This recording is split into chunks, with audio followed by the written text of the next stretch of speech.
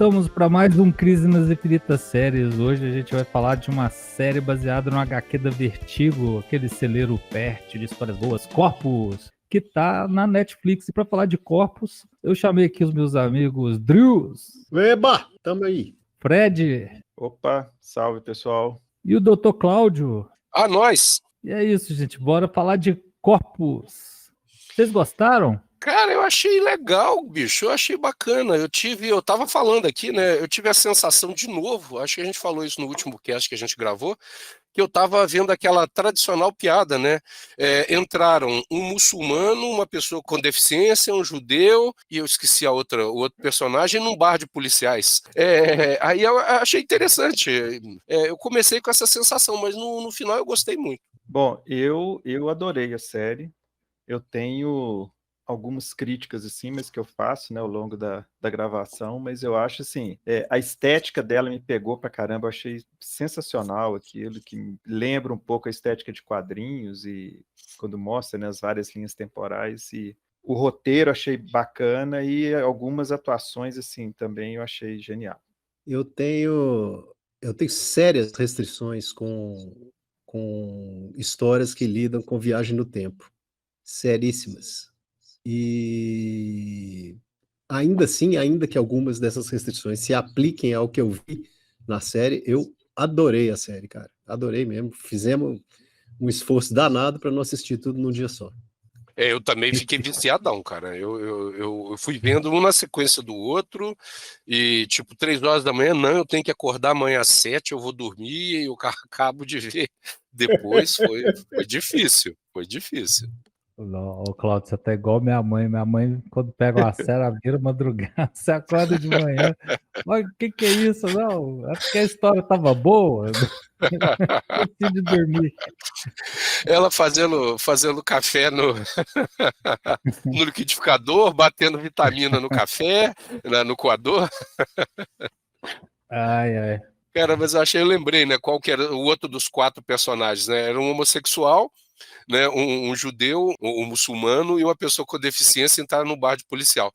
E eu achei interessante isso, né, que são pessoas que, se fossem reunidas talvez num grupo, ia gerar conflito, né, e como que isso traz a humanidade de 4 pessoas que provavelmente em alguns momentos podiam se estranhar ou se detestar, né, e elas funcionando juntas, né, ainda que separadas. Pois é, e dessa vez a gente nem pode usar aquela máxima de Hollywood fica querendo fazer inclusão de todo mundo, né? Porque não sei se quem está ouvindo a gente sabe, mas Buddies, que é o original, né, em inglês, o Corpus, é baseado num quadrinho. E esses elementos vieram do quadrinho. Então você tem a muçulmana, inclusive um papel até bem diferente. Ela, inclusive, até um papel bem ousado dela no quadrinho. Muito. Você tem, né, o homossexual e também mostrando de outra forma. Então, assim, aliás, o quadrinho é bem diferente da série, e eu particularmente achei que a série amarrou melhor, porque o quadrinho é muito lisérgico, assim, né, ele é bem viajandão. Mas, assim, esses elementos todos, os nomes dos personagens, todos vieram do quadrinho. Então, esse mérito é todo do original mesmo, e não de Hollywood. Que nem é Hollywood, Netflix. Netflix. Que acaba tendo o mesmo espírito, né? Mas eu achei muito legal, por exemplo, o tratamento digno que foi dado para os personagens, porque eles não caem naquele maniqueísmo de só porque a pessoa é de uma minoria, ela é 100% boa. Né? Eu acho que isso fica mais evidente em todos eles, mas mais evidente na pessoa com deficiência, que é a pessoa do futuro, né? Que é a Maplewood, e com o moço judeu, que é o cara dos anos 40, né? Porque ele sofre toda a discriminação que os judeus sofriam na Inglaterra durante a perseguição nazista aos judeus na Polônia, mostra o preconceito, o racismo contra os judeus da própria Inglaterra, e ele é uma pessoa com todos os dilemas de um policial daquela época, inclusive com esse flerte que a gente vê em muitos policiais em todas as épocas com a corrupção. Então, assim, ele não é um santo porque é judeu. Da mesma forma que a pessoa com deficiência não é boazinha, ela não é limpa de todos os desejos e apegos e egoísmos humanos, né? Eu acho que dali, dessa história, os mais nobres do ponto de vista do comportamento são o homem gay, que é o cara do século XVIII, perdão, 19, desculpe, dos 1800, e a moça muçulmana, que eles são mais, digamos assim, dentro do padrão do idealizado do policial, né? Uhum. Eu acho isso muito bom. Acho isso muito bom. Mesmo ele lá, ele não é, ele tá ali vivendo eu tô falando dele do moço gay. Eu tô falando, gente, porque eu não lembro os nomes, né? Eu tô assistindo outras séries, então você começa a misturar os nomes. Mas É o Healing Head. o Healing Head, isso mesmo. O homem gay, né? Ele é gay na época que os gays não podiam se mostrar, porque senão eles iam ser presos e mandados para trabalhos forçados, ou pior, né? Tinha outras punições piores.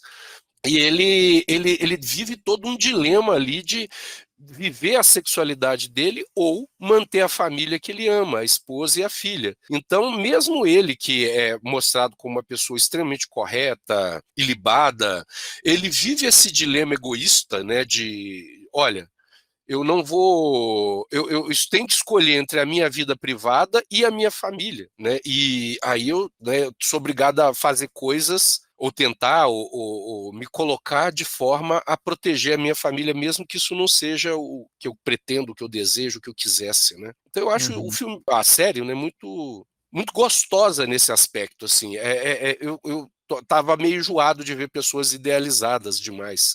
Cláudio, Inclusive, saiba que você é amado. Ô, cara, obrigado. Saiba que você também é amado. cara, mas inclusive esse aspecto, né, das pessoas não serem, como é que se diz, idealizadas, né, como o Cláudio Uhum, falou, né, não, porque o cara pertence a uma minoria, não quer dizer que ele é bacana, né? é. Inclusive, isso é impressionante, cara, porque a gente estava, outro dia, eu estava na casa de um amigo, e a gente estava discutindo justamente isso, sabe? Que cria-se essa imagem, né, de que a pessoa que pertence a uma minoria está acima de qualquer suspeita e acima de qualquer questionamento, e não é bem assim, né? Mas quando você está assistindo a série, cara, isso contribui na narrativa para um elemento de surpresa, né? Tem vários Sim. momentos, porque ai, como é que é o nome do cara? O Wasserman, né? Eu esqueci o nome dele, Uhum. Whiteman. Whiteman. Ele Que de é o cara, nome inglês dele, né? Whiteman, isso, né? Whiteman ou Wasserman, né? Que é o nome dele. Uhum. Verdade. Mas ele de cara, eles já mostram que ele é meio pilantrão, né? Dentro daquele negócio dele tá em 1940, que é uma época que já tá no imaginário de muita gente do filme noir, né? Do policial pilantra do Uhum. filme noir, né? Então eles já mostram ele fazendo a pilantragem na primeira aparição dele, né? Você já Uhum. viu, esse cara não é legal. Mas tem atitudes que a Maplewood vai tomar lá na frente que surpreendem, cara. Você fala assim, que gente, eu não esperava isso dessa menina. Ela parece ser tão fofinha. Sim, Ó, cara, mas eu entendeu? fiquei puto com ela. É, Com a traição, assim, porque você meio que, assim, pô, ela tá escutando os caras e de repente era tudo, a ideia dela original era aquilo, né? Aquilo ali foi foda. Exatamente, exatamente. E a atriz, eu não conhecia essa atriz, o pessoal já tinha me falado dela naquele Unorthodox, né? Que é uma série que todo mundo viu e que eu decidi não ver. Mas eu ela é também não vi, muito não. boa. Então, a gente...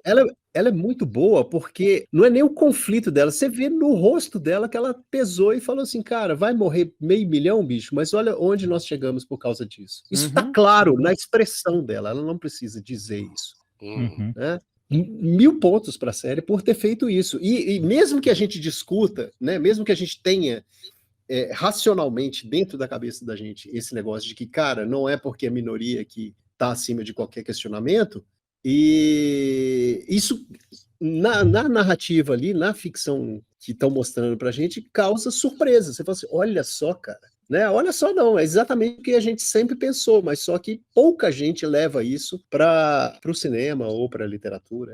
É um negócio legal, achei sensacional. Pois E a é, e nessa interpretação... linha, Diga. porque nessa linha, assim, e a sensação que me dá, e eu acho que daí vem o arrependimento dela depois, né? A motivação dela é egoísta, né? É porque ela conseguia andar por causa da tecnologia naquele ponto que eles chegaram. Você vê, o irmão dela vive, né, buzinando na cabeça dela lá, no primeiro encontro tem aquilo, né? E a sensação que me dá é que a motivação dela não é assim, tá tudo muito melhor, porque ela sabe que não tá tudo melhor. Você vê, né? Ela tá vê a situação lá do entorno do irmão, que inclusive é uma das críticas que eu tenho à série o que é aquilo, né? Eu acho que ficou muito vago, assim. O evento aconteceu no mundo inteiro, o evento aconteceu só em Londres, sabe? Eu acho que a série, e aí me lembra um pouco Dark, né? E eu tenho umas comparações para fazer depois, mas assim, que fica meio vago qual que é o alcance daquilo. E o que é aquele povo que está separado? Eles não concordam exatamente com o quê, né? Então também ficou meio assim, eles não concordam com... É um Estado totalitário, eles não concordam porque eles eram pobres e não tiveram acesso, só quem é da polícia, sabe? Porque ficou parecendo aquilo também, né? Que ela entrou naquilo ali, você vê que todo mundo é perguntado, né? Por que você é policial? E a resposta dela destoa dos outros, né? Então eu fiquei muito com isso assim, que a motivação dela se não tiver isso tudo aqui, eu não vou andar, né? Aí eu vou ser igual qualquer outro aqui com deficiência e tô fodida, né? Me passou um pouco essa ideia, não sei se vocês acham isso também. Não, eu exatamente nessa linha que eu ia falar, eu lembrei do irmão dela, e é isso, ela não pensou no benefício coletivo, ela pensou que ela estava podendo balançar as pernas dela, né? Uhum. Que é uma cena muito emblemática, a primeira vez que ela coloca, que ela usa para quem não viu ainda, né? Ela usa uma espécie de pad na coluna para poder fazer a coluna dela funcionar e ela poder mexer as pernas, parece ser paraplégica, e é para poder balançar as perninhas, literalmente, quando ela tira a primeira vez o aparelho e bota para carregar, igual a gente punha antigamente bateria de celular para carregar, ela pegava a perna, né? Ela pega a perna com as duas mãos e desloca para alinhar a perna, para ela poder mexer as pernas. Ela caga todo mundo ali, porque foda-se, olha, eu tô aqui mexendo minhas pernas e pronto, né? Uhum. E isso é muito louco. E a gente, mas realmente eu concordo com você. Não fala-se ao domínio do... Eu vou chamar de grande irmão, que eu não lembro o nome dele. Do Elijah, lá, o Mannix. Elijah Mannix, lembrei agora. Uhum. Se estende para fora da Inglaterra ou se é só a Inglaterra que está dominada? Né? Mas é isso, parece que a explosão foi na Inglaterra e a partir daí ele usa como pretexto aquilo para, né, assumir, criar essa ordem totalitária. Agora, realmente, a série ela tem umas coisas que lembram muito Dark. E foi o comentário que eu fiz com o Joá quando ele falou que a gente ia gravar o cast. Eu falei assim, cara, quando eu ainda não tinha acabado de ver, eu falei assim, eu tô morrendo de medo, porque depois de Dark, eu fico com essa sensação que eu vou me decepcionar muito. Você se decepcionou com Dark? Eu me decepcionei, cara. Eu achei. A primeira, desde o início, eu já ficava incomodado, porque todo mundo parece com todo mundo. Então eu tinha que fazer um mapa mental. Eu faço um mapa mental para poder descobrir quem é quem na série. Mas eu tive muita dificuldade de aceitar aquele final, aquele loop, o motivo do loop e a solução da história. Bom, a série não é sobre Dark, né? O cast não é sobre Dark. Mas eu fiquei com muito medo de chegar ao final e falei assim, putz, perdi, sei lá, 20 horas da minha vida, quanto tempo durou aquilo, para chegar nisso, sabe? Aquele encontro do Tinder, que cria altas expectativas, quando você chega lá, a pessoa não é nada daquilo que ela dizia. Mas eu ia perguntar isso mesmo, assim, gente. Tem essa coisa do monte de linhas temporais contar a mesma história, né? Elas vão se entrelaçando sem estar presentes, né? Que Dark tem isso também, né? Então a minha pergunta é, vocês acharam que ficou menos confuso que Dark? Ela conseguiu ser menos confusa? Muito menos. Eu achei muito menos. E o meu argumento é esse. Eu chamei essa série de um Dark que dá para você entender. Porque aí as pessoas são diferentes, né? E o meu incômodo... Exatamente.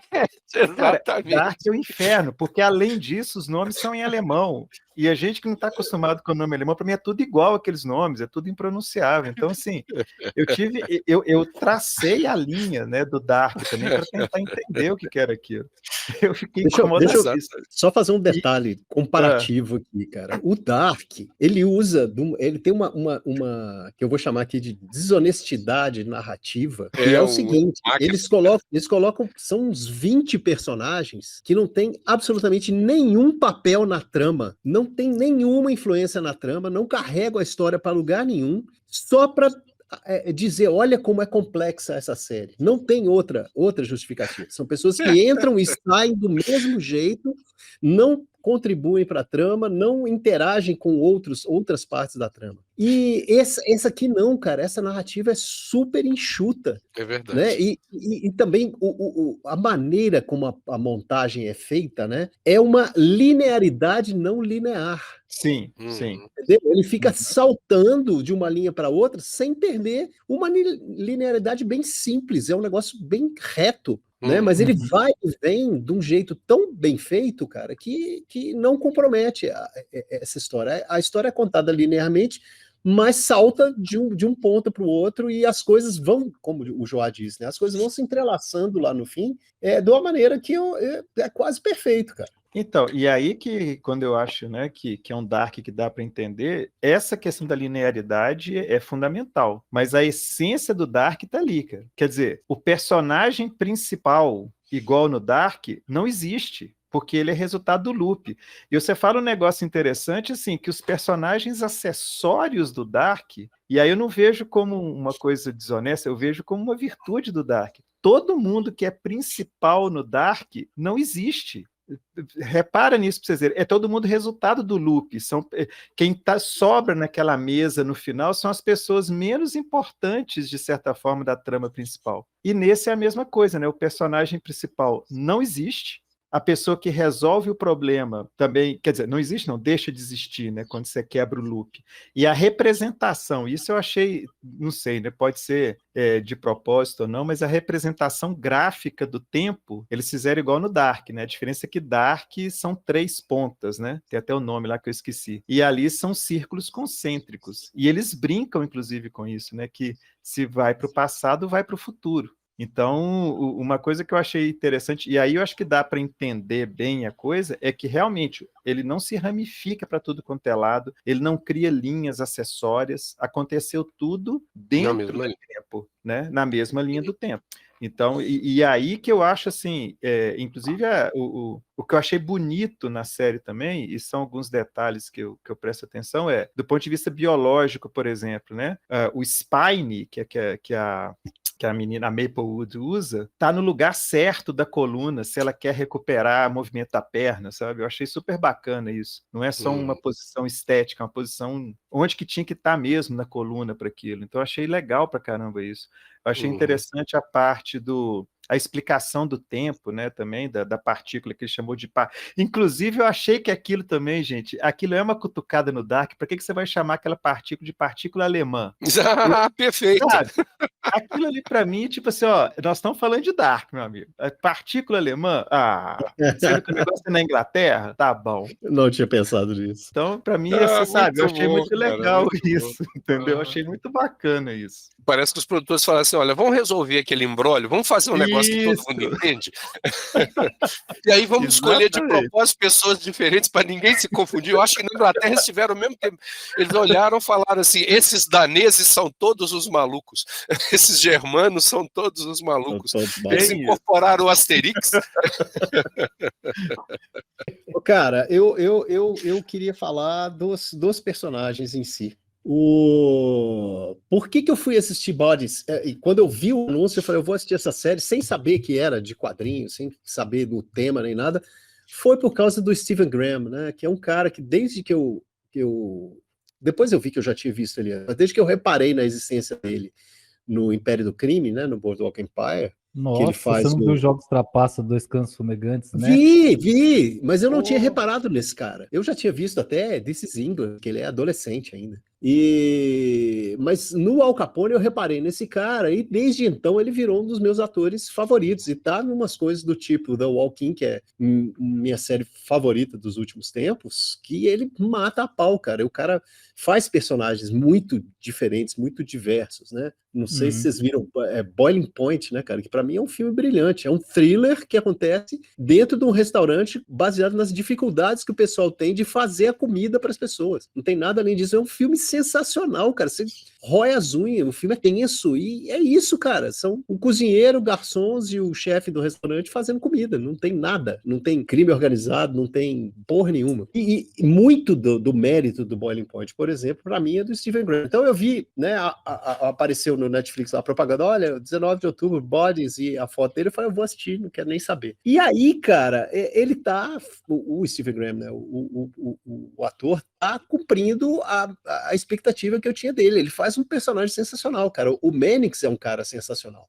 E tem um ponto, né, um ponto de inflexão lá na narrativa, que é quando o Mannix começa a se convencer que a ideia não é tão boa assim, e começa a aceitar ele renunciar à própria existência por uma coisa que pode ser melhor, cara, você vê na cara dele, é super convincente, entendeu? E a coisa acontece em 2, 3 minutos no filme. Né? Não é um negócio que vai se montando, não, cara, não, é um troço que acontece ali, assim, a partir daquela conversa que ele tem com o Hillenhead, né? No carro que está transportando ele para a prisão e tal. Cara, é muito convincente e é muito mérito ali para mim do ator, sabe? Porque quando tem uma virada desse tamanho na cabeça de um personagem e o negócio acontece em 2 cenas, geralmente a coisa fica capenga, mas ele consegue me convencer disso. Né? Ele transformou um personagem que poderia ser só um treco mal escrito, né? Pô, um cara que de repente, por conta de uma conversa, o cara muda de ideia. Não é que ele muda de ideia, ele muda diametralmente, não. É diametralmente mesmo, né? Ele dá um... vai pro outro lado.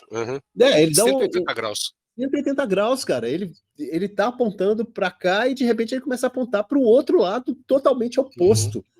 E aí tem isso, cara. O personagem acaba virando... É um personagem fascinante, saca?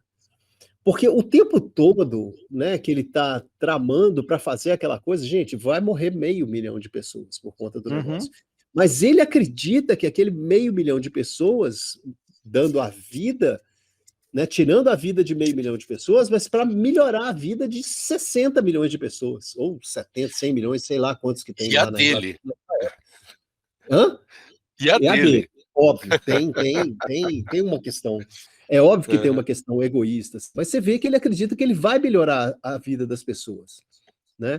E se você para pensar né, tem essa questão toda de Estado totalitário e tal, de controle das pessoas, mas, bicho, as pessoas, a maioria das pessoas, né, que aparece ali, exceto, né, os dissidentes lá, que não fica muito claro o que está acontecendo com eles, mas a vida das pessoas melhorou de fato. Se você para olhar aquele mundo ali, a coisa parece estar melhor do que estava 30 anos antes. Pois é verdade. Não sei. Eu não sei em relação à motivação dele. É aí que é a minha dúvida. Porque, assim, a sensação que me dá, pelo menos na fala dele, é que o tempo todo é aquela raio da frase, né? O tempo todo ele está querendo ser amado, né? E que é coisa mais doentia, assim, analisando todo o aspecto doentio, do que ser amado, do que você ser, né, um ditador, você tá à frente, quer dizer, obrigatoriamente as pessoas têm que te amar, né? Então, eu não sei até que ponto ele realmente estava...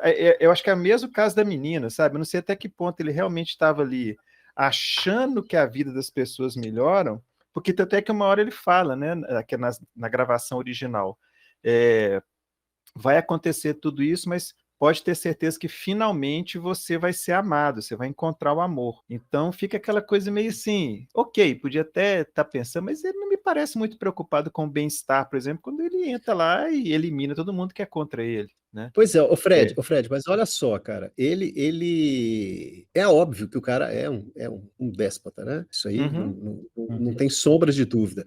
Mas, cara, ele efetivamente melhorou a vida das pessoas, entendeu? Então ele busca o poder, ainda que não seja o objetivo dele, mas ele leva a essa consequência, entendeu? A minha dúvida... E aí é aquilo que você fala, e que eu também, que eu acho que a principal crítica ali é justamente isso, né? O que é aquilo. Quer dizer, se a vida é legal para aquele tanto de gente, por que algumas pessoas iam abrir mão de ter uma... Quer dizer, o que define quem vai ter a vida boa ou não? É aí que me incomoda da série. Ela não deixa claro. Não porque, deixa. pô, tudo bacana, tudo bonito, para que eu vou ficar ali morando num trem todo avacalhado? Ah, eu sou contra... Não, gente, olha, na boa, isso para mim é pouco. Porque você não tem um movimento organizado de todo mundo. Você tem um grupo pequeno que tem uma resistência porque a mulher sabe o que aconteceu lá atrás. Não é nem porque eu quero... E outra, ela... O tempo inteiro, claro que ela fala dos milhões, mas você vê que a coisa que mais dói nela é porque o filho dela morreu. Ainda tem isso. Ela deixa isso, ela pontua isso o tempo todo, né? Salvar tantos, inclusive o meu filho. Arará, porque o meu filho morreu. Tarará, porque você matou meu filho. Então, o tempo inteiro, eu acho que a série talvez brinque um pouco com isso, né? Que nem todo mundo é tão altruísta, assim, cada um tem uma coisa específica que quer né, preservar ou mudar aquilo que está acontecendo. Agora, é indiscutível a atuação dele, cara, porque uma coisa que eu avalio, assim, em série se eu consigo sentir raiva genuína do personagem, é porque o cara é bom. E, cara, me dá muita raiva daquele cara. Sabe, assim, tempo todo. O tempo todo, cara, ele manipula os detalhes, ele fica com a filha do cara que ele acabou de ferrar, sabe? Então, assim, eu falei, pô, o cara é bom mesmo. E eu acho bonito, né, aí voltando à questão do roteiro, é que ele brinca, inclusive, com o efeito borboleta, né? Quer dizer, ela não muda tudo, ela só planta semente. E aquilo ali vai gerando ondas, né, que vão se propagando. Aí, uma pequena coisinha que ela faz interfere na fala do cara, é a fala dele que vai lá, aí já muda a relação dele com a esposa, e aquilo vai só escalando, né, cara? Então eu achei essa solução do roteiro assim tão elegante, tão bonita, né? Que é uma solução de longo prazo, né? Não é uma solução ali, pá, resolvi o problema. Ela vai demorar anos, né, para concretizar. Sim. Eu acho isso fantástico, essa evolução de como... Que é isso que acontece na nossa vida, né? Uma experiência sua acaba fazendo com que você tome uma decisão. E às vezes essa decisão afeta alguém, essa pessoa vai ficar chateada com você ao invés de estar feliz com você, e aí ela não vai fazer alguma coisa, e isso vai gerando consequências. Eu acho que é explorar o conceito de uma forma sutil, né? Não é assim, eu esqueci de fechar a porta e aí morreram 50 pessoas e por isso aconteceu. Sabe, assim, pode acontecer, mas às vezes as mudanças são muito mais sutis. Agora, uma coisa que eu queria voltar na fala de vocês aí é por que as pessoas... Bom, primeiro que esse mundo é tão bom assim. Eu não sei se ele melhorou o mundo. É aquela coisa dos nazistas ou, por exemplo, dos nossos militares aqui, né? Eles melhoraram pro tiozão que era juiz, pro sujeito que era funcionário público, pro cara que tinha um emprego estável numa empresa grande. Então, para essas pessoas, melhorou. Para os outros, né? Por exemplo, as pessoas aqui no Brasil, as milhares de pessoas que tiveram meningite e morreram antes deles autorizarem a vacina ser distribuída no INPS, porque não era SUS na época, nos postos de saúde, né, foi uma loucura. O Brasil foi um dos últimos países a aderirem ao uso da vacina de meningite, e aí por isso os militares ficaram contando com a imunidade de rebanho lá na época do regime militar. Morreu criança, morreu amigo meu de infância. Né? E eu entrei na campanha, eu tive sorte, minha mãe me isolou em casa, não deixava eu brincar na rua, não deixava eu fazer coisas com os meus colegas, e aí eu não peguei meningite, né? E aí eu escapei. Agora, isso é muito doido pensar que, por exemplo, a gente só tem o Zé Gotinha hoje, né? E a campanha para vacina, porque os militares fizeram uma cagada lá atrás. Porque na Inglaterra, por exemplo, o trabalho de vacina é feito com puericultura, é muito mais inteligente que o nosso, né? Porque você é obrigado a levar a criança de 2 em 2 meses no posto de saúde para fazer uma avaliação. Quem faz nem é médico, é enfermeira. Aí ela vê e já dá a vacina obrigatória. Então, essa ideia de criar campanha, e a gente ter campanha até hoje, ela funciona bem, mas poderia até funcionar melhor, mas a gente se acomodou no modelo. Eu fico pensando nisso, quando eu vi um episódio de radionovela essa semana, que é Quem Vigia a Polícia, alguma coisa assim, brinca até com o nome do Watchman, né, daquela frase que aparece lá, que é sobre uma cidadezinha no interior da Bahia, que quando a repórter chega, as pessoas dizem, nossa, porque aqui as pessoas andam de madrugada, não tem violência, não sei o quê, e aí ela vai contando a história da cidade, como que a polícia lá tem esquadrões de morte, então vai mostrando o número de assassinatos de jovens no entorno da comunidade, que vai crescendo, assim, a não sei quantos quilômetros tem 2 assassinatos por, sei lá, nos últimos 4 anos. Aí perto tem 80, sei lá, tô chutando números aqui. Os 2 eu tenho certeza. Na cidade tem 200. 300. Então, assim, é muito assassinato por um número tão pequeno de gente. E aí eles vão mostrando que a cidade é uma maravilha. É maravilha pro dono do hotel, pro cara da feira, né? Mas pro menino preto que mora na periferia e que é revistado 2 vezes ao dia, né? E espancado só porque ele é preto e tá sentado no ponto de ônibus esperando o ônibus, né? Antes da hora do ônibus passar, não é legal. E eu fico pensando que esse mundo que esse Mannix cria é muito assim. É legal para quem, cara pálida, né? Pra galera que mora lá na periferia, não é, né? E aí eu Esse é fico meu pensando ponto. na motivação da menina lá, quando ela tem, eu esqueci o nome, PED, sei lá, o Spine, né? Quando ela tem o Spine, ela faz um cálculo bem direto, assim, olha, eu vou ter o Spine, eu vou fazer isso, que é o cálculo do tiozão que fala assim, ó, não tem crime, ninguém tá assaltando minha loja, então o mundo tá bom. Não interessa que se para matar um assaltante, que eu nem acho que deve ser a política, mas se para matar um assaltante, mata outros 40 garotinhos que não tem nada a ver com isso, ou se estavam só fumando maconha, sabe? Então, isso é muito doido. E mais uma vez, isso que você elogiou aí, que é o cálculo egoístico que a gente faz. A gente gosta das coisas, não é porque ajuda muita gente, é porque de alguma forma me toca de algum jeito em particular. Então é bacana, tá ajudando a galera, mas tá sendo bom para mim, tá me dando uma máquina de coluna, ajudou a menininha que eu tinha como filha, salvou meu filho da morte, permitiu que a minha família vivesse e o cara que eu gosto continue vivendo também. Então a gente, no fundo, nós somos seres egoísticos, né? Ou egoístas, não sei se seria um bom nome. Não, eu acho que, de certa forma, né, e isso aí a gente está, né, eu estou vendo um monte de inferência em cima, se esse mundo era melhor mesmo ou não e para quem, porque a série realmente ela não deixa isso claro. Sim. Né? Ela não expõe esse tipo de coisa e a gente fica, como o Fred diz, por que esse povo não está topando? É porque deve ter alguma coisa. E aí você tem a oportunidade de criar isso na sua cabeça em cima da sua experiência de vida, né? É a consequência semiótica pura da coisa. Mas eu acho que isso, cara, ao invés de deixar a narrativa incompleta, tá? Eu acho que adiciona ao seu engajamento na série. Entendeu? Porque é um negócio que te faz pensar. Como a gente tinha comentado antes, e o Cláudio falou que agora que nós somos pessoas egoísticas, mas tem essa densidade de altruísmo, essa proporção de altruísmo e egoísmo em todos os personagens. Sim. Todos os personagens, em algum momento, estão olhando para si e, em outro momento, estão olhando para fora e tomam decisões antagônicas, inclusive, em função dessas coisas. Isso aí enriquece demais o negócio. E a série, né, como o Fred falou, é um dark que dá para entender, ela não fica sem pé nem cabeça por conta disso. Eu tenho visto, e a gente já discutiu aqui no cast aqui várias vezes, essa coisa de ficar explicando muito, né, as coisas, ficar expondo muito, fazer coisas muito didáticas que não conseguem além de conduzir a sua interpretação. E aqui não, cara, você abre espaço para você interpretar e refletir sobre a coisa. Em algum momento você vai falar assim, pô, o negócio lá é uma ditadura, bicho, mas tem gente vivendo bem. Mas por que esse outro pessoal não concorda? Entendeu? Então é porque tem um podre ali debaixo do tapete, e por aí vai, entendeu? Eu achei isso sensacional, e isso o que eu falo é que te ajuda a engajar na série. Né? Eu falei que eu tenho repetido isso aqui constantemente. Eu tô com uma proposta de não assistir a série com vários episódios num dia só, para poder refletir. E essa série, não assistir tudo num dia só, me proporcionou isso, né? Eu ficava pelo menos um dia pensando, cara, e isso, e aquilo, e as coisas vão se juntando, e a interpretação que você tem, né, em cima daquilo é uma coisa muito mais rica. Essa série tem isso e muito.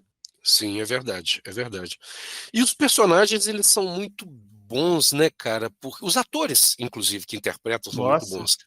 O camarada que eu esqueci o nome do ator que interpreta, também esqueci o nome do, não, Whiteman, né? O 1940, de 41, o Whiteman, ele é muito bom, cara, ele tem aquela cara, eu tinha um tio, um dia, depois quando a gente acabar o cast aqui, eu vou ver se eu acho uma foto do meu tio, do irmão da minha mãe, Plínio, e mando pra vocês. Ele é a cara do Whiteman, bigodinho, chapéu, terno, e era o meu tio que tinha essa pinta meio de malandrão, era o galã, o sedutor, sabe? Que se ferrou muito na vida por causa disso, inclusive, Ele é a cara do meu tio, cara. E aí é isso, e é aquela época, é 40 e pouco, 50, né? Esses 10 anos aí, que são muito característicos por um tipo de roupa muito peculiar, né? Que é bem.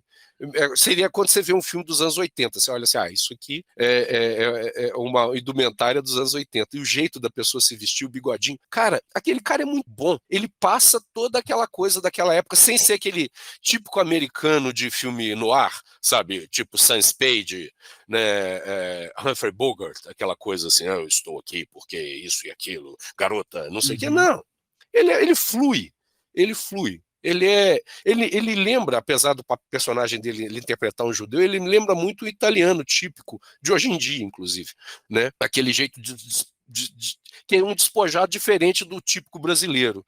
É um cara que está ali, ele tem o jeitinho dele, e ele vive de uma forma, como é que eu posso dizer? A buscar uma satisfação imediata, a percepção. E aí ele vai mudando a partir do encontro dele com a garotinha lá, né? A Sarah, é o nome. Agora eu não sei. Esther. Eu sabia que era o nome bíblico. Eu sabia que era o nome da Esther. Ele vai mudando isso, ele vai virando meio pai, assim.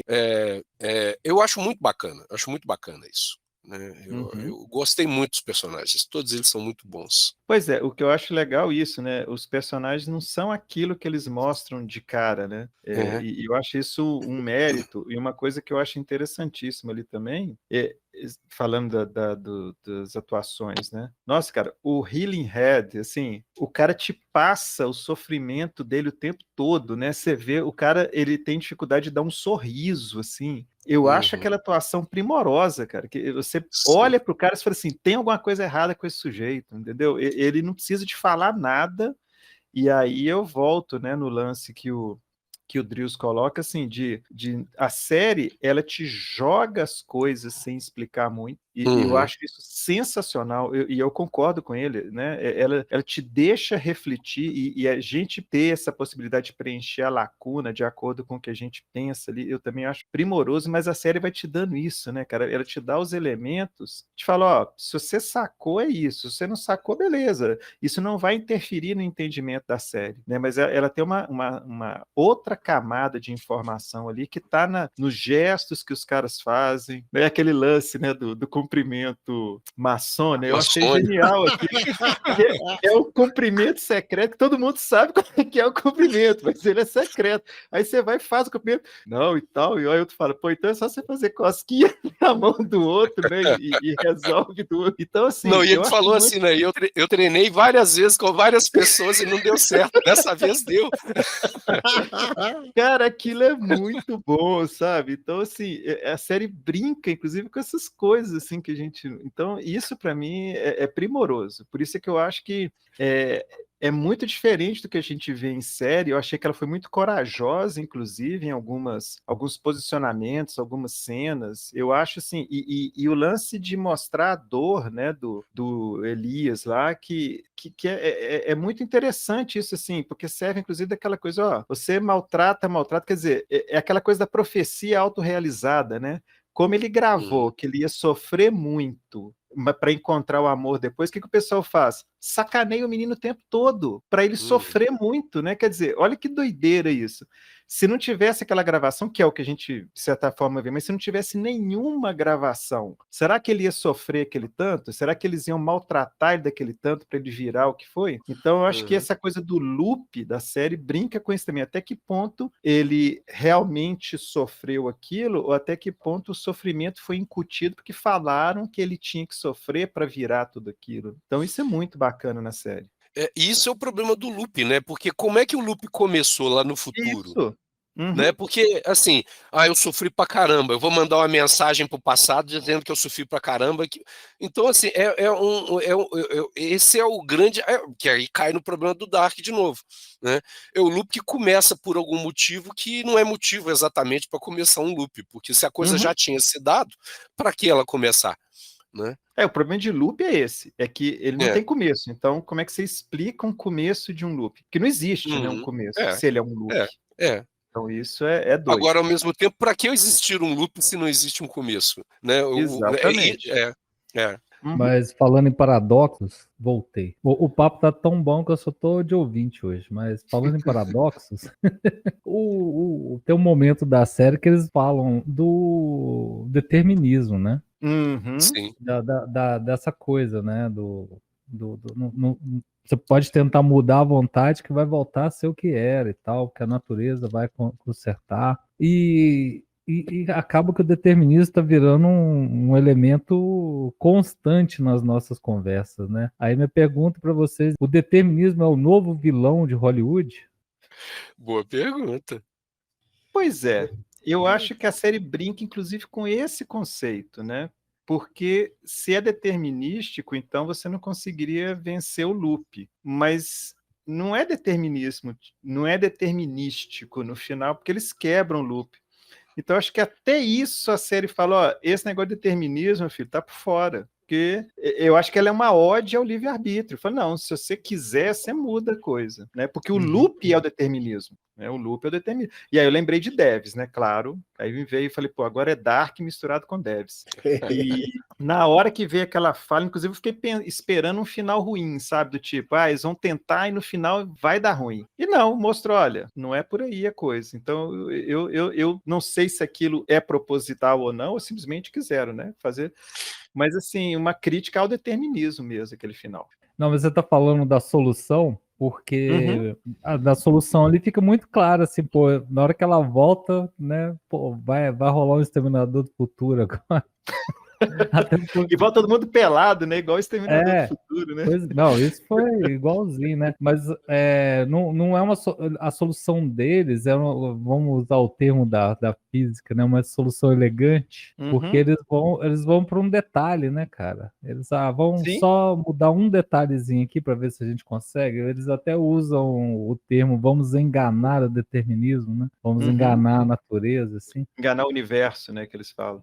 Enganar o universo, isso. E aí, cara, eu achei a solução bem elegante, sabe? Essa coisa de voltar, não precisa matar o cara, só vamos fazer ele mudar de ideia, né? E acaba, até porque mudar a ideia daquele cara não era muito difícil, né? Porque depois de tudo que ele fez, ele já era uma criança torturada, né, cara? Já era um adolescente torturado. Ele já, antes dele fazer as coisas, ele já foi criado para fazer a coisa. Imagina uma situação dessa, né? E para dar certo o que ele fez, ele tinha que sofrer, né? A gente até comentou isso em outras palavras aqui. Deixa eu pegar o gancho aqui. Foi até o meu protoprojeto de doutorado que nunca aconteceu. Eu queria falar sobre isso, sobre ficção que trata de viagem no tempo, né? E uma das premissas que eu coloquei nesse projeto na época, e que é uma coisa que eu ainda defendo, é que a história de viagem no tempo que você consegue como é que se diz, coerência, né? Que você evita os paradoxos, é justamente quando são as histórias deterministas, né? Que mostra, eu tenho várias histórias assim, e são os filmes que eu adoro, entendeu? Que são filmes e livros, né? Que o cara vai voltar no tempo para mudar uma coisa e que em determinado momento ele saca que não é possível mudar isso, não tem jeito, eu não consigo mudar isso. Né? Por outro lado, né, eu tenho isso. Para mim, a coerência 100% é essa. Mas, por outro lado, tem histórias muito boas, né? E aí você põe esse Bodies, eu lembrei aqui do efeito borboleta, né? O efeito borboleta com o final original, né? Que são histórias em que a coisa muda, né? E você aceita. Uma coisa que me incomodou nessa série aí foi uma coisa semelhante ao que a gente comentou aqui na outra semana sobre Fundação, né? Tem uma cena muito mal feita, tem uma cena muito ruim, né? Que é quando a mãe do Mannix está com ele, né? E ele não aciona a bomba e ela abraça ele e ele desaparece. Cara, não é assim. Não pode ser assim, né? Tem que ser o que aconteceu, né? Como eles mostraram com a Shahara, né? Que de repente ela estava ali, de repente não estava, de repente ela estava em outro mundo com o filho dela vivo e etc e tal. E assim ela fica olhando, só fica com aquela cara de estranhamento, mas aquele outro mundo não existiu, cara. Se, né? Eles mudaram, aquele outro mundo não existiu. Então aquela cena com a mãe, né, do Mannix lá, e o menino desaparecendo, aquilo ali eu achei muito ruim. Muito ruim mesmo. Não precisava ter aquilo, mas, por outro lado, né, assim como a crítica que eu fiz à cena do Fundação, que o cara trocava de roupa com o outro, né, talvez muita gente não compreendesse o que tinha acontecido se não tivesse aquela cena. Então, o que eu faço? Eu faço o que eu fiz com o uniforme do cara da Fundação. Apago aquilo da minha cabeça e falo, faz de conta que eu não vi isso, e a série continua legal. Pois é, eu tenho a impressão que eles apelaram justamente para isso, assim, para a gente fazer uma reconstrução da história, do tipo, quando eu percebi isso, eu falei assim, olha, na minha cabeça, ela se viciou em droga, né, só que ela não transou com o cara e não engravidou. Depois ela se recuperou e acabou por essas coisas do destino e parar na mesma casa. E ela estava lá perto da televisão dela, de repente, ela se dá conta, por que eu estou ajoelhada aqui? Por que eu estou agachada aqui nessa posição estranha? Hein? E foi então, embora. Eu pensei essa mesma coisa. Eu pensei exatamente desse jeito, assim, porque ela fica num estranhamento, tipo assim, o que está acontecendo aqui, né? Não sei se é só, cadê meu filho? Ela não grita, né? Cadê meu filho? Cadê meu filho, né? As coisas simplesmente, eu acho que é forçar a barra, ela tá naquela casa, ok, mas é um forçar a barra aceitável, assim, né? Mas eu fui por essa segunda linha também. Mas eu entendo a sua indignação. Eu entendo sua indignação. O meu problema não é onde ela está morando, não é ela estar com a mesma roupa. Não tem nenhum desses problemas. O problema é o menino desaparecer do abraço dela. Esse problema. Esse, para mim, é o problema. Se aquela cena, né, ela não tivesse o menino desaparecido, ela só estivesse em pé na frente da casa, ou dentro da casa, sentada, vendo televisão, qualquer coisa assim, para mim não teria nenhum problema. É a representação da coisa do jeito que aconteceu. Perfeito, entendi. Porque com a Shahara não aconteceu isso. A Shahara estava ali, ela viu a coisa acontecer e de repente ela estava na casa dela, com o filho dela, etc. Então ela transpôs para outra realidade, entendeu? A cena do menino desaparecendo é que me incomodou. Mesmo porque ele deveria desaparecer na hora que ele optou por não explodir o mundo, né? No mesmo momento. Isso, aquilo ali me incomodou. Assim, pô, ele não explodiu o mundo e continuou. Aí eu ainda fiquei pensando assim, pô, vai acontecer alguma merda, porque é determinístico e ele vai explodir o mundo. Mas aí, aquilo ali, para mim, foi o que não fez sentido. Ele tinha que ter desaparecido naquele momento. Aí eu acho que eles quiseram fazer uma coisa assim, né, eterna e tal. Sim, a mãe, né? A mãe despedindo. Isso, meu filho é super legal, ele superou. É o artifício de roteiro mostre, não conte. Sabe? Isso. Aí, só que feito de qualquer jeito, né? Sim. Agora, voltando na questão determinística, né, eu acho que a sacada que eles tiveram, aí já é um outro conceito da física, né, que é a teoria de sistemas dinâmicos, né, que a gente ficou chamando em termos de teoria de caos, né, que é o lance do efeito borboleta, né, quer dizer, você não consegue mudar um evento grande, beleza, né, igual a fala deles, o universo quer que esse cara fique vivo, você nunca vai conseguir matar o cara, mas você consegue fazer um pequeno, meio que é literalmente o que eles falam, né, é enganar o universo, quer dizer, eu vou fazer uma coisinha aqui que o universo nem vai perceber que eu fiz, e aí aquilo vai, né, por si só, aí eu acho bonito, por isso que eu achei bonito nessa solução, que não é o efeito em si que faz a grande mudança, né, são as consequências daquele efeito, então isso aí para mim é genial, porque, tipo, as coisas continuaram funcionando, só foram para um caminho um pouquinho diferente, não mudou nada radical, né, na história, mas lá na frente mudou tudo. Ô Fred, e isso é a síntese do trabalho do professor, por exemplo. A gente não trabalha para mudar o mundo com grandes porradas, a gente vai instilando nas pessoas ideias que podem fazer com que elas tomem decisões diferentes. Na psicologia tem uma noção, especialmente o pessoal da psicologia cognitivo-comportamental, que eles falam que o livre-arbítrio é literalmente uma ilusão. Quando você está colocado diante de opções, eles fizeram várias imagens de mapeamento cerebral e de microexpressões, para onde você olha, né? Eles juntaram vários elementos e mapearam e viram que diante de cada alternativa que a gente é colocada na frente da gente, quando você acha que você está tomando uma decisão, você já tomou uma decisão com base vamos chamar assim, nesses inputs que você já teve antes. Então eles fizeram isso algumas centenas de vezes com pessoas diferentes.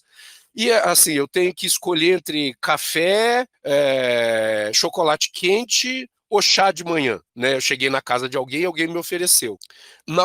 Eu paro na dúvida para refletir, mas ao fazer dar essa parada, o que já foi colocado para mim antes faz essa escolha acontecer. Então, o que a gente vê no filme, na série, é exatamente isso, né? Você coloca uma coisa lá atrás que vai gerando efeitos que aí na hora dele fazer a escolha, ele já tinha tomado a decisão antes de escolher. E aí vem outro paralelo que eu faço com Deves, que o Deves joga essa conta no universo, né? Se você modela as coisas a nível molecular, o determinismo funciona porque está a nível molecular. E aí que é meu problema com o Deves, né? Mas que ele joga a coisa toda na física. E eu acho bonita a explicação do professor lá, é que, na verdade, ele joga a explicação na vivência, que é isso que você falou. É exatamente isso. Então, eu acho essa explicação para o determinismo, no caso humano, muito mais interessante do que a explicação que Deves dá. Né? Essa explicação é genial, porque é isso, você já tem uma série de coisas formadas que vão te induzir a tomar decisões aqui ou ali, né? E isso é sensacional, e é usado na série para reverter o resultado final. Isso é muito bonito na série. E aí eu queria voltar nisso, que eu acho que a gente pode fazer uma defesa do roteiro. Eu concordo com tudo que vocês falaram, da mãe abraçando o garoto lá no quarto depois que ele já tomou a decisão, porque ele talvez precisasse da confirmação do amor da mãe, que vem naquele momento que ela dá aquele aconchego para ele, ele finalmente entende, para não tomar futuramente uma decisão, que a bomba estava lá, mas ele podia criar uma outra forma, né? Porque ele é o gênio do crime, ele é o Lex Luthor, né, desse bagulho aí. Não, é uma saída sensacional para o roteiro essa, adorei isso aí, faz todo sentido, eu achei massa isso aí. Porque talvez ele precisasse assim, olha, não, ela me ama mesmo. Eu falo isso como uma pessoa traumatizada que teve problemas na infância, né? E foi só muito recentemente que eu tive a confirmação, né, do afeto da minha mãe, né? E eu nunca tinha certeza. Eu comprometi vários relacionamentos, vários trabalhos, inclusive, que por insegurança do afeto dos outros, né, era reflexo dessa escolha, né? E que eu escolhi não acreditar na sinceridade do afeto da minha mãe. Foi só perto do final da vida dela que eu tive a confirmação disso. E aí eu falei assim, cara, se isso tivesse acontecido comigo antes, quantas escolhas diferentes eu teria feito, quantos caminhos, talvez eu não tivesse onde eu estou hoje, provavelmente não, porque muito da minha frustração me levou para seguir o caminho que eu segui. Mas, puxa vida, eu teria uma outra vida, né? E eu acho que isso é muito legal. Eu falei pra caramba de novo. Não, sensacional. Eu acho que isso aí você fechou o podcast. Sensacional isso aí. A série é muito boa, né, cara? A série é muito bacana. Como que elas fazem a gente, durante algumas horas, pensar alternativas diferentes para a nossa própria vida, inclusive. Eu acho que isso é um grande mérito. E a gente tem que falar nesse podcast, que vocês estão vindo, nos outros podcasts do Confraria dos Canalhas, porque eles fazem isso. Todos os nossos podcasts levam você a dimensões que você nunca pensou, a experiências, a reflexões, a aprofundamentos na sua essência. Por isso, não esqueça, deixe o seu joinha, siga-nos nas redes sociais. Em breve, se você nos estimular, a gente pode criar uma forma de você nos remunerar também. Criar comunidades no Telegram, onde você pode ter acesso a vídeos exclusivos. Bote essa coisa em movimento, estile, coloque essa ideia. De repente, daqui a pouco você está consumindo, né, produtos, e a gente pode ser comprado pelo Magazine Luiza, e aí, sendo comprados pelo Magazine Luiza, você vai ter liberdade criativa para trazer pessoas de fora, para contatar pessoas, cientistas, para trazer e comentar essas séries, historiadores, que não simplesmente historiadores como nós, cientistas como nós, que somos pouca coisa, nós queremos muita coisa, nós queremos aqui trazer pessoas do naipe de grandes físicos, grandes historiadores, trazer um sociólogo como Jessé Souza, por exemplo, né? Um astrofísico como Neil deGrasse Tyson. Isso tudo você pode criar se você nos apoiar. Você que está nos ouvindo, passe para pelo menos 5 pessoas o link desse podcast. Peça para eles curtirem, nos seguirem, passarem para mais 5 pessoas. Vamos criar uma grande pirâmide que no futuro, qual que é o nosso plano para hoje, Pinky? Dominar Não, será? Nós vamos criar um culto e criar uma linha do tempo de loop aqui, cara. Só vai ter confraria dos canalhas no nosso loop. Nós vamos dominar o mundo! Eu diria mais a quem já deu like e segue o nosso canal, saibam que vocês são amados. Vocês são amados, Vocês todos têm pensamentos muito nobres. Eu já vou fazer um catarse para o pessoal começar a apoiar o Funko Pop da confraria. Nós vamos ter os bonequinhos da galera. Pois é, nossa, já pensou? Bonequinhos do Drills, do Joá, do Fred. Porra, eu quero muito um bonequinho, um bonequinho do Augusto. Com camisa do Galo, boné virado para trás, óculos escuros, tudo que eu tiver direito. O Augusto é o mais fancável de todos nós aqui para ter um bonequinho.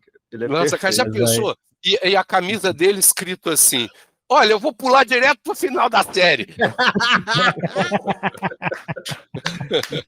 No lugar do patrocinador da camisa do Atlético vai estar escrito isso.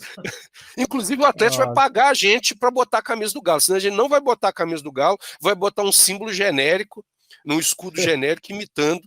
Porque a gente agora é capitalista. Pronto. Até parece. Bom, depois disso tudo, eu vou encerrar o podcast. Como diz o povo, isso aí foi para acabar, né, meu? Isso é para acabar. E com isso eu chamo as considerações finais, né? Aproveitando a deixa, eu chamo as considerações finais. Bom, é sempre bom, né? Eu já falei isso mais de uma vez aqui. É sempre bom nesse universo de série ruim que a gente estava falando, poder falar bem de uma série boa, né? Eu acho que Corpus é uma série para você assistir assim, com a cabeça aberta. Tem coisa lá que pode ser que incomode uma pessoa ou outra, mas eu acho que a abordagem geral é primorosa e o resultado, assim, uma das melhores soluções de roteiro que eu já vi até hoje para a questão de viagem no tempo. Então vale muito a pena e assistam. Gente, a série é muito boa, vocês têm que assistir, é muito bacana. Eu gostei muito e recomendo. Eu tô nessa, apesar desse preconceito declarado que eu tenho aqui com histórias de viagem no tempo não determinísticas, eu gostei demais, cara. Eu tive que me segurar para não assistir tudo num dia só. É muito bem feito em todos os sentidos, cara, né? Tanto estético quanto de conteúdo mesmo, né? É muito fantástico, cara. Eu gostei mesmo. E vai para aquele panteão das séries dos últimos tempos, né? Que a gente comentou aqui todas elas, né? O Devs, Nossa, como é que é o nome da série da Freira, cara? Miss Davis, cara, sabe? Essa Boris, elas estão num patamar acima, né, do normal da série produzida e escrita por algoritmo e explicativa e entretenimento descerebrado e todos os adjetivos que o pessoal quiser dar para essas coisas. Eu fico pensando nisso, a gente está tendo a oportunidade de ver coisas realmente legais que te fazem refletir num caminhão de coisas e vamos aproveitar essa oportunidade e continuar buscando esse tipo de série, cara, esse tipo de coisa bem feita e que dá gosto de assistir. Busque conhecimento. Pô, essa fala é minha. Não.